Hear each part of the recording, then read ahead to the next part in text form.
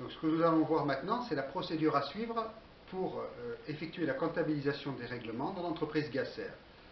Il y a effectivement l'aspect comptabilisation, mais il y a également l'aspect administratif. Donc que faire quand vous êtes en présence d'un règlement à comptabiliser? Premier type de règlement, c'est un règlement à un fournisseur. Alors, par exemple, vous avez en possession les talons de chèque. Sur chaque talon de chèque, vous avez évidemment le nom du fournisseur et le montant à payer. Le premier réflexe, c'est d'aller chercher dans la pochette des factures fournisseurs à payer. Vous allez chercher la facture qui correspond au règlement. Dans cette facture, une fois que vous l'aurez trouvée, on va noter dessus qu'elle est payée le, etc. Mettons le 12 septembre et vous mettez par chèque.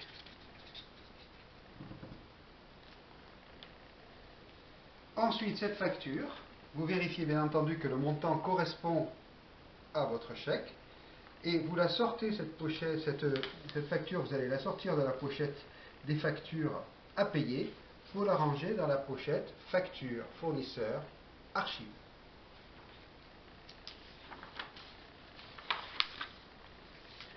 Les autres factures restent dans la pochette des factures à payer.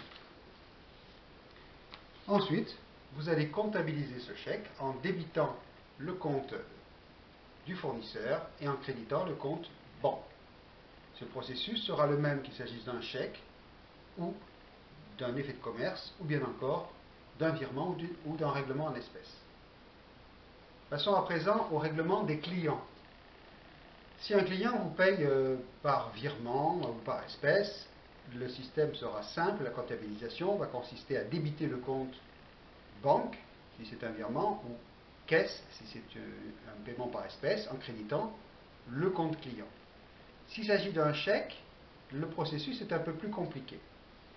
Vous recevez un chèque de votre client. En fonction de l'entreprise dans laquelle vous vous situez, ce chèque va être peut-être remis immédiatement en banque. À ce moment-là, vous pouvez passer l'écriture, débit banque, crédit client.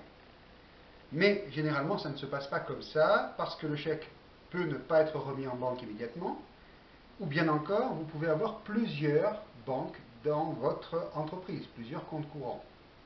Dans ce cas-là, quand on va recevoir le chèque, comme pour la facture fournisseur, on va d'abord aller chercher la facture correspondante dans le dossier des factures à encaisser.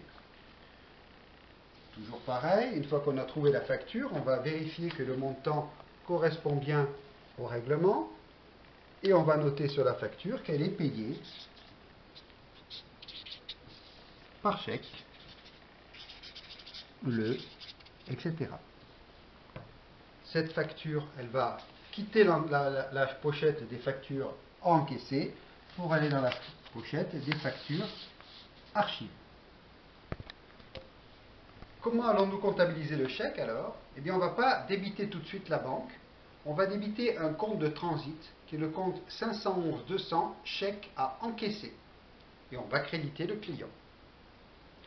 Ce chèque, on va le classer dans une pochette spéciale chèque à encaisser.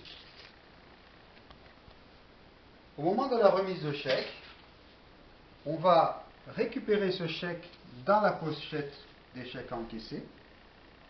On va l'accrocher à la remise de chèque. Et cette remise de chèque, c'est elle qu'on va comptabiliser en débitant le compte 512 et en créditant le compte 511 200 pour le solder. Ce processus sera utilisé dans les entreprises qui font leur comptabilité tous les jours et qui veulent à tout moment avoir la position de leurs clients, que le chèque ait été remis en banque ou pas.